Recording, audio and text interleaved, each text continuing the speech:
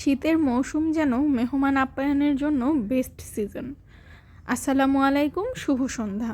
বিশেষ দিনের বিশেষ আয়োজনে আজকে আপনাদের জন্য খুব সাধারণ একটি রেসিপি নিয়ে এসেছি, তবে একে অসাধারণ করে তোলার জন্যই কিন্তু আজকে কিছু টিপস রয়েছে।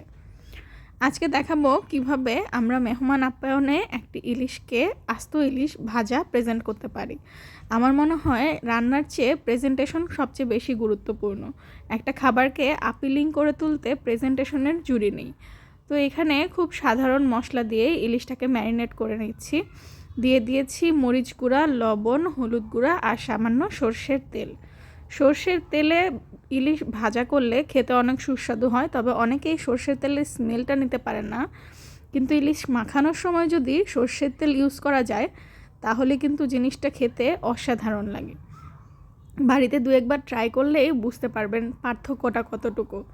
তো এই তো ইলিশটাকে খুব ভালোভাবে আষ্টে পিষ্টে মেখে নিচ্ছি। আর ইলিশের লেজের অংশটা কিন্তু আমি একটু কাটা কাটা দিয়ে নিয়েছি, আর বাকি মাছটাকে তো দেখতেই পাচ্ছেন কেমন করে কেটেছি। মাছটা আস্তই থাকবে, কিন্তু মাছের গায়ে গায়ে যেন খুব ভালো করে ভাজা হয় সেজন্য এরকম পিস পিস করে নিয়েছি। এটা কিন্তু সার্ভিংয়ের ক্ষেত্রেও অনেক সুবিধা করবে। মাছটা এরকমভাবে কেটে নিলে মশলা মাখাতেও খুব সুবিধা। এই তো মাছের মাখামাখি শেষ। মাছ মাখিয়ে আধা ঘন্টা মতো মেরিনেশনে রাখবেন, তাহলে ফ্লেভারগুলো খুব ভালোভাবে ইনফিউজ হবে মাছে। আর এখানে যেহেতু সামান্য একটু সর্ষের তেল দিয়েছি, আপনারা চাইলে কিন্তু সরিষা বাটাও ইউজ করতে পারেন। তো আমি সর্ষের তেল দিয়েই কাজ চালিয়ে নিচ্ছি। আর এখন শুরু হচ্ছে ভাজাভাজির পূর্ব। মাছটা যেহেতু আস্ত রাখতে চাচ্ছি, চেষ্টা করবেন একটা ফ্ল্যাট কড়াই নিতে, যেটাতে মাছটা পুরোপুরি বসে যায়।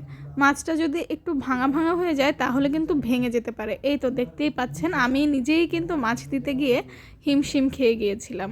আমার পাত্রটা ছোট হয়ে গিয়েছে। তারপরেও আমি এটাতে চামচ দিয়ে নেড়ে নেড়ে ভেজেছি। আপনাদেরকে দেখাবো কেমন করে ভেজেছি, যেন ভাজাটা প্রপারলি হয়। আর মাছটা মুচমুচে করে ভাজবো, ঠিক আছে, পুড়ে কিন্তু ফেলবো না। মাছটা গোল্ডেন ব্রাউন হওয়া পর্যন্ত ভাজবো। আর এখন মাছের উপরে চামচ দিয়ে আলতো আলতো করে তেল দিয়ে দিয়ে মাছটাকে ভাজতে হবে।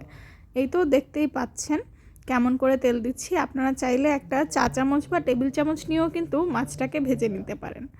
মাছ ভাজাটা খুব দীর্ঘ সময় ছিল, সেজন্য উল্টানো পর্যন্ত আর ভিডিও ক্লিপ নিইনি।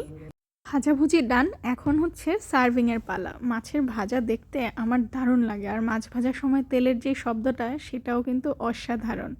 আশা করি আজকের ভিডিও সবার খুব ভালো লেগেছে। আমি এখানে সার্ভিংয়ে খুব বেশি কিছু করিনি, একটা লেবুকে গোল করে কেটে নিয়েছিলাম আর সাথে কিছু পেঁয়াজের রাউন্ড দিয়ে দিয়েছি। ভালো থাকবেন।